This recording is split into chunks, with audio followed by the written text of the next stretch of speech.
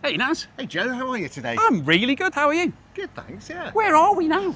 We're in the suburbs, we're in New Malden. New Malden. Where's that? Miles away. So we're here because of all things K, Korean. Where have you brought me to then? What's this place? So this place is called Chi, and it's highly rated. I've invited a mate along. The problem is, we're quite good on camera these days. We've developed the skills.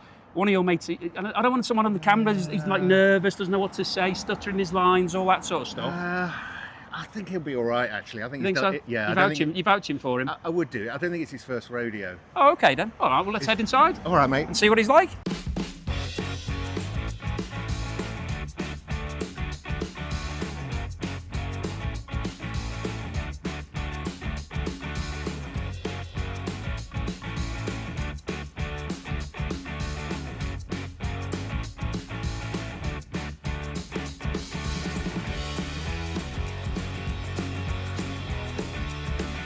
So, John, I was reading that you started life as an electrician. How did you segue into becoming an actor from that in Scotland? Because you ever been an electrician? You ever worked in Malden? I have. Yeah, no, I know what you mean, but it's quite an unusual path to go down, isn't it? Somebody sort of working class Scottish to suddenly decide to become an actor. I didn't actually, at the time, I didn't actually decide to be an actor. I had a friend who'd gone to LA. He was a toolmaker. And he'd gone there, he was working illegally, but he was making good money, more money than he was making in Britain. Thank you. I think we're all finished now on this course. Yeah, we are ready. Yeah, thanks. Sorry. This one? Yeah, I might have that last oyster. Yeah. It's the story of the youngsters coming back. Yeah. So yeah, I was kind of going to do that. I was going to go and join him. He was like my next door neighbour, kind of like a brother. I was going to go join him, get a job as a spark, make money, live the good life in LA. Thank you. And I just had this, I was like, I don't really want to be an electrician, I don't want to work on a building site, what can I do? So, well, I couldn't go to uni because I'd left school at 16. Couldn't go to art school because I couldn't draw a picture. Couldn't go to music school, well, I couldn't have gone to music school, but music school was an option, but you had to play an instrument, so I was like, right, maybe I'll learn how to play an instrument and I'll go to music school. So I took some lessons at that, but I was rubbish. I didn't have like the instinct for it, Myself and this other guy, Andy, he was playing alto sax, I was playing tenor, and he was good, he sort of got it, I didn't. But attached to the music school in Glasgow, there was a drama school.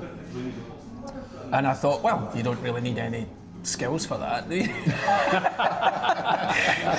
You just need to be kind of prepared to make a tit of yourself. So I thought, right, I'll do that then. And bizarrely, I got in. So I thought, okay, I'll spend some time, see what I want to do, figure it out.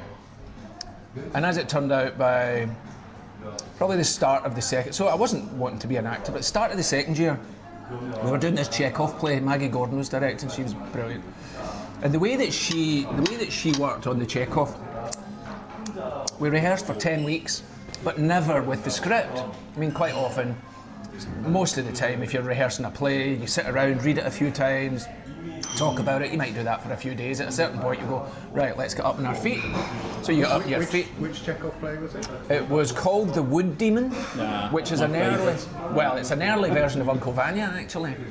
I've seen John in Uncle Vanya. Really? Yeah, it was terrific. I did that about 10 years ago, actually, yeah. So we did,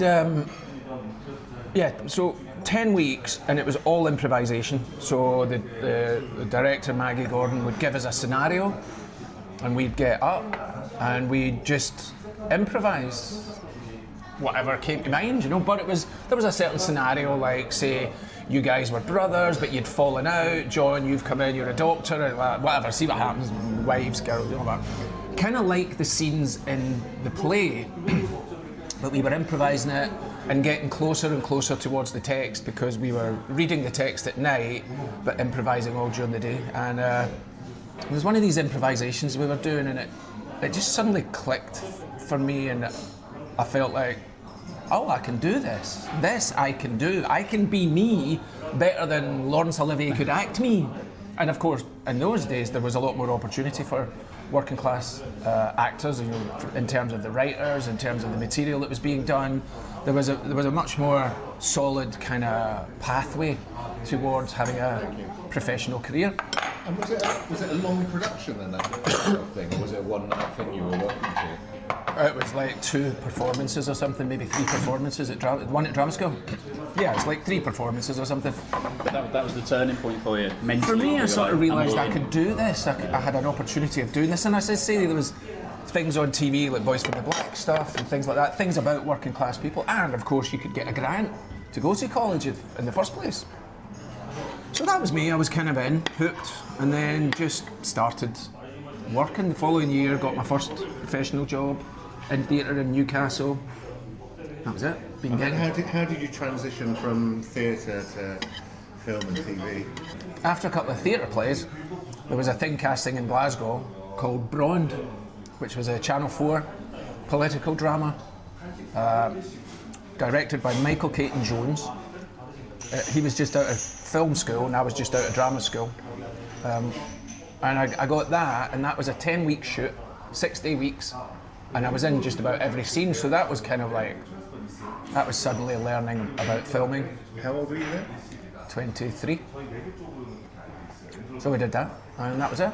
Off and running for a few years and then crash. You know, it's always up and down, you know. And when did you make the move to London then?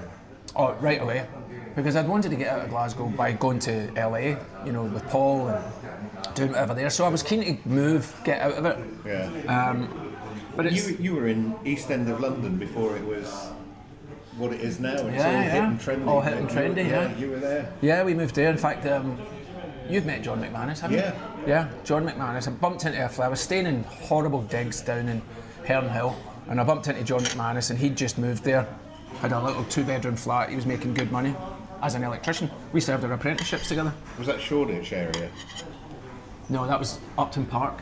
Okay. That was proper East End. Oh, West Ham. West Ham. Yeah. In fact, Catherine Road was the road that you could walk straight down that road to get to the stadium. So how did you get the role in Four Weddings then? And did you know it was going to be a big movie when you were auditioning? No. It was audition process. It seemed to me it was all posh boys, you know. It was all like posh boys, and I was like, well, they'll probably like it in America. It was very funny, don't get me wrong. Very funny, but it so the dialogue was good, but because of all the weddings, it was kind of like a period piece, but with contemporary dialogue. And in lovely country houses, etc. And I thought, well, the Americans will love it, but it's not really my cup of tea, you know. So were you invited to audition for it? You make that sound quite impressive, to be invited. No. How does it actually work then? Because your character was gay, wasn't he? Was it? But was there a... Because these days, isn't there a sort of a movement towards, you know, having actors I'd never who be cast in that role anymore. I would never be cast in that. So were you only auditioning for that role, or did you just audition generally? Just for that role. So you know, because you look at the age groups of the characters and stuff.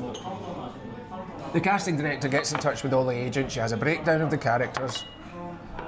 Your agent will suggest her clients, you know, who might be right for it. What about him? What about her? It's kind of easier when you're younger, because nobody's done much, so nobody's seen you, so they can't go, nah, we've seen John, he's not right for it. So they tend to see you. So I went and auditioned for it in August of whatever year it was. Did the audition, kind of that was that. I was doing a play up in, I was doing a play at the National, I was doing a play in Liverpool at the time. And I didn't hear anything about it, so that normally means you've not got the job. And then I was back. It was a co-production between the Liverpool Playhouse and the National Theatre Studio. I'd done quite a bit at the National Studio. And we were sitting at the Windmill after rehearsals. We were sitting at the Windmill pub. It's just there next to the Young Vic. And Mark Strong walked past. And I knew Mark at the time. I'd worked with his girlfriend of that period. So he came and joined us and sat down. He said, I've just been round the corner for this audition. You should get up for it, John. I was like, oh yeah, what's that? He said, it's this film, 4 Weddings and a Funeral. And I thought, well, I've been up for that and I didn't get it.